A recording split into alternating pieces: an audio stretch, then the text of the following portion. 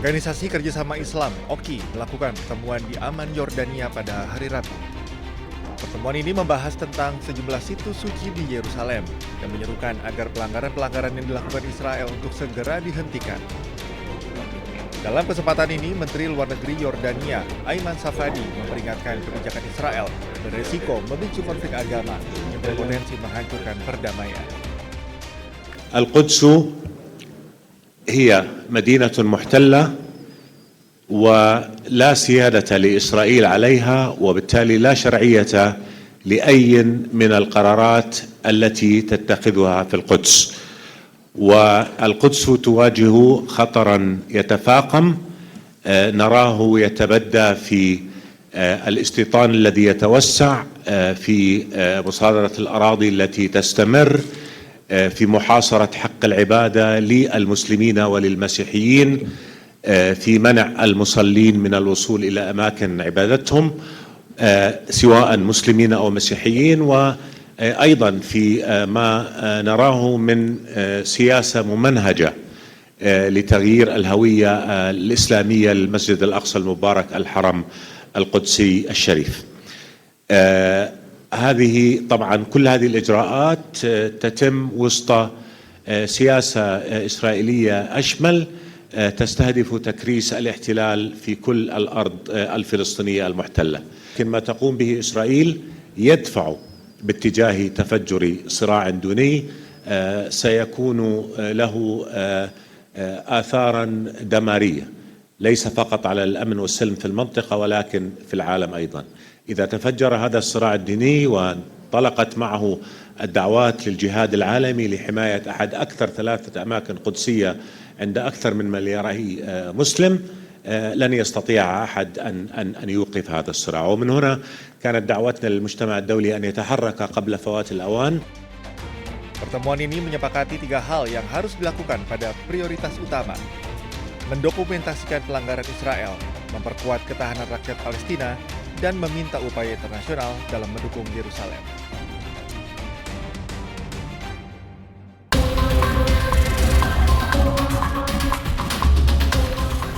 Pasukan Israel melakukan operasi besar-besaran di kamp pengungsi utara Yerusalem.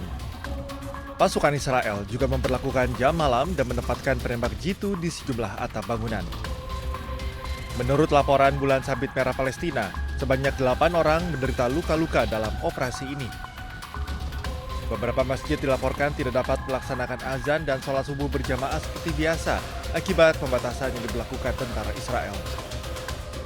Pihak Israel menyatakan operasi ini bertujuan untuk menindak jaringan teror serta mencegah Kalandia menjadi tempat berlindung kelompok bersenjata.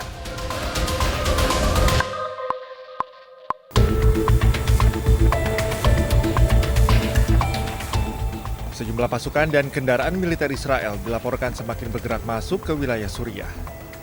Israel juga melakukan penggeledahan di sejumlah wilayah dengan mendirikan pos-pos sementara dan memeriksa warga maupun kendaraan yang melintas. Aktivitas militer meningkat di seluruh wilayah pedesaan Dara dan Quneitra dengan laporan berulang kali terjadi penyusupan dan penembakan.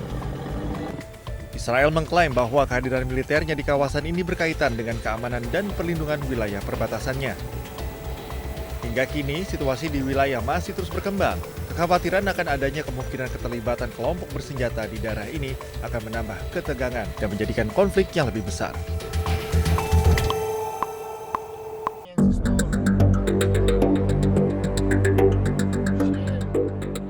Banjir besar melanda wilayah pesisir Bawang di Provinsi La Union, Filipina Utara. Setelah hujan deras mengguyur selama beberapa hari akibat angin musim barat daya serta badai tropis Maymay dan Luis.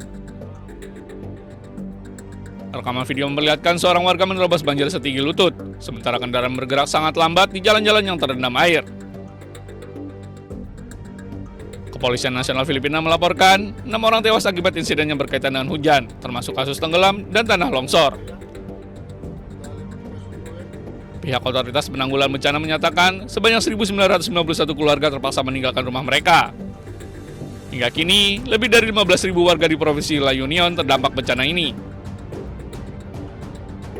Evakuasi massal, penghentian aktivitas sekolah, dan respon darurat skala besar masih terus dilakukan untuk memastikan keselamatan masyarakat.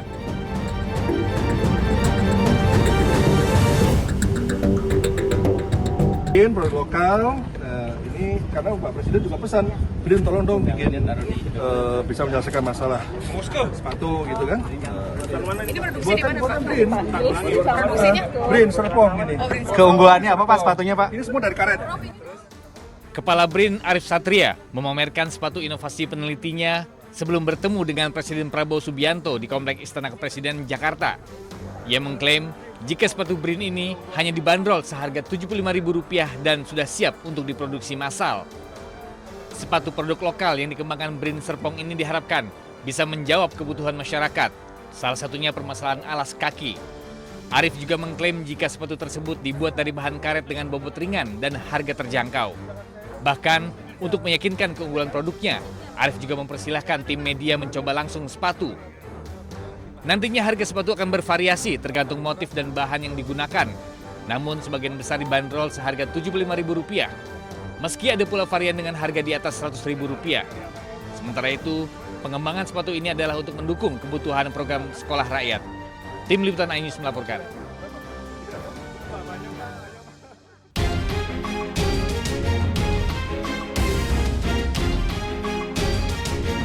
Dr. Tifauzia Tiasuma menyatakan mengakhiri keterlibatan aktifnya dalam polemik ijazah Presiden ke-7 RI Joko Widodo.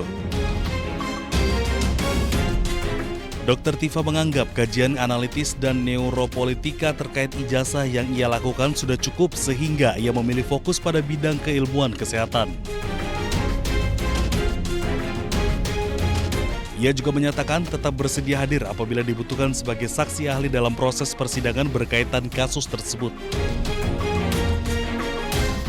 Selama kurang lebih 450 hari juga saya sudah menjadi pelaku hukum di situ. Dalam hal ini saya sebagai saksi, lalu kemudian terlapor, lalu kemudian tersangka, dan pada akhirnya menjadi terdakwa yang alhamdulillah pada tanggal 23 Juli 2026 pada sidang yang sudah terjadi di Pengadilan Negeri Jakarta Timur, saya akan bebas dari segala dakwaan, alhamdulillah wa syukurillah.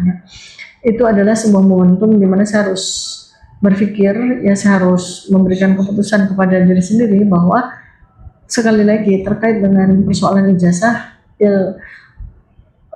bagian saya sudah saya tunaikan, jadi sudah cukup untuk saya. Meskipun menyatakan mundur dari perdebatan publik, proses hukum dan langkah uji materi atau pra-peradilan yang diajukan oleh tim hukumnya tetap berjalan di ranah peradilan.